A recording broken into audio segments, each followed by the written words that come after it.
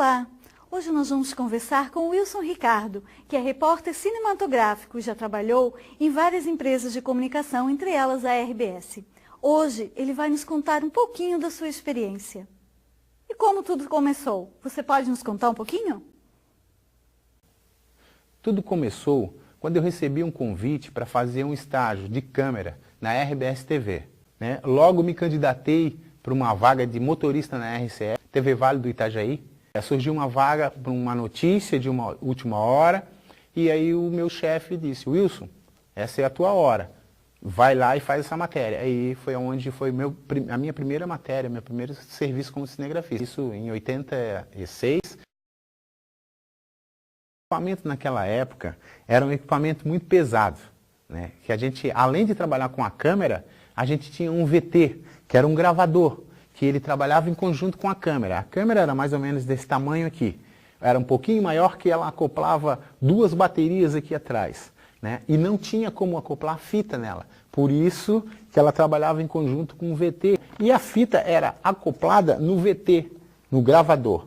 Então a câmera, tu só utilizava a câmera no ombro para dar o REC, foco. A fita ficava dentro do VT.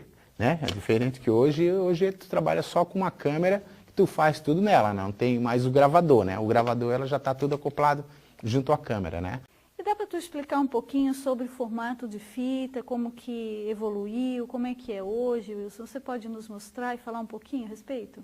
Existe uma maior, porque dependendo do VT, nós tínhamos naquela época dois VTs, que eram dois gravadores, um 110 e tinha um outro modelo que a fita era maior, E o modelo de câmera era M3A e uma CCD. Num jogo, por exemplo, nós, além de carregar o equipamento com muito peso, era muito equipamento, a gente tinha que carregar, no mínimo, num jogo, umas 9 fitas. Wilson, me fala um pouquinho das facilidades que a internet trouxe aí para essa tua profissão. Bom, posso iniciar primeiro com o formato de fita, antes da internet. Falando do formato Matic, essas fitas tinha de 5, 10 até o máximo 20 minutos. Depois vamos ver só a diferença dos formatos e da facilidade. Surgiu a VHS, algumas emissoras trabalhavam com VHS e Super VHS, que já filmavam com tempo de 1 hora. Depois já foi melhorando. Aí veio o formato mini DV, que é o formato digital, já com câmeras bem melhores, com qualidades, e câmeras com fácil manuseio, câmeras mais leves, E as fitas com tempo de 1 hora. Essas fitas já filmavam com tempo de 1 hora, 1 hora e 20, já facilitou. E assim, na mídia, é um cartão de 2 GB, 4, 16, 32, E olha o tempo que dá para acoplar de imagem dentro de um cartãozinho desse, Cartão até de 5, 3, 4, 5 horas. E sem contar que uns pendrives, que de 6, 12, depende quanto giga.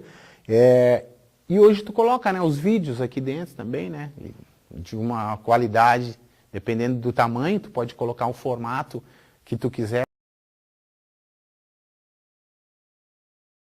Antes da internet era um pouquinho mais complicado, porque o negócio era manual, Caminhava de uma forma mais lenta, porque era difícil de tu conseguir a informação, Tu tinha que ir, trabalho de campo, tu tinha que ir lá para ver o negócio acontecer. Hoje tu liga, Tu vê no e-mail, na internet. Como é que era o envio dessas informações em 1986, sem internet? Esse material ia para Estado. Aí, como é que eu ia enviar esse material? Nós tínhamos que gerar a imagem, nós tínhamos que fazer o trabalho e correndo para a Embratel, porque tudo tinha um tempo. E o Embratel é muito caro, 10 minutos de Embratel era uma fortuna. E as emissoras tinham que gerar as imagens através da Embratel. Para a capital, por exemplo, de Itajaí, para cá, para Florianópolis, nós tínhamos que gerar as imagens. Então tu tinha que fazer o jogo e fazer um resumo do jogo, e gerar as imagens, por exemplo, só os lances, só os gols, os melhores lances. Tu tinha que fazer um resumo ali no VT mesmo, na hora de gerar. Por isso que quando a gente ia fazer um jogo, por exemplo, nós tinha que anotar, o repórter tinha que anotar o tempo de cada lance, naquele lance importante, o gol. E quanto à notícia local, nós tínhamos que fazer a notícia e naquela época era o por telex, né? Tu tinha que mandar as imagens e depois a informação, era um aparelho gigante, né? Que era o telex. Mandava, por exemplo, as imagens importantes, a gente mandava e eles gravavam o off, tá? E iam junto com os offs, iam junto na geração. Né? O repórter fazia um off naquele momento ali, né? Depois ia junto com as imagens que eu gerei, né? Para montar um offzinho com as imagens.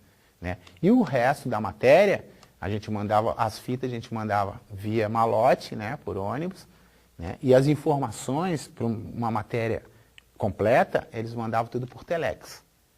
E quando a matéria tinha mais urgência, que ela precisava chegar mais no momento, ela tinha que ser da tarde para o Jornal da Noite ou da manhã para o Jornal do Meio-Dia, tinha alguma coisa que ela agilizasse, alguma outra forma de...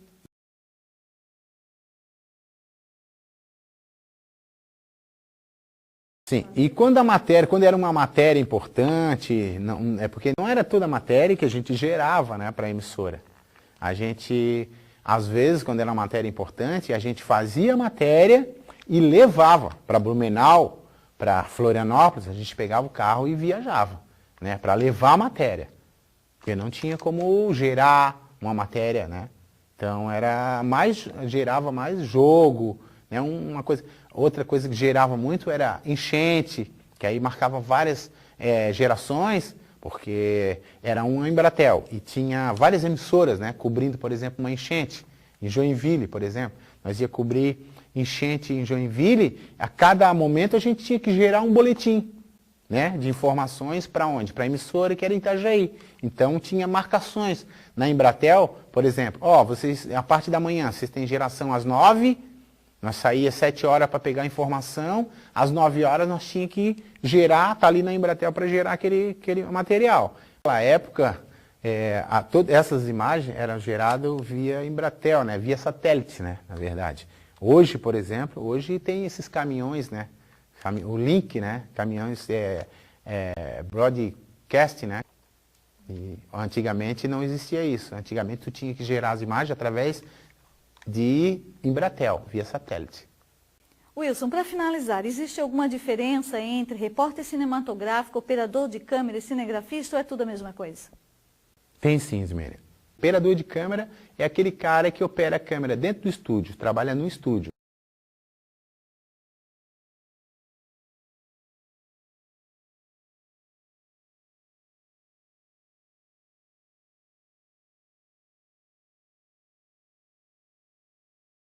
Cinegrafista é o cara que pega uma câmera e desce com o repórter, ele só manuseia a câmera, ele é só câmera.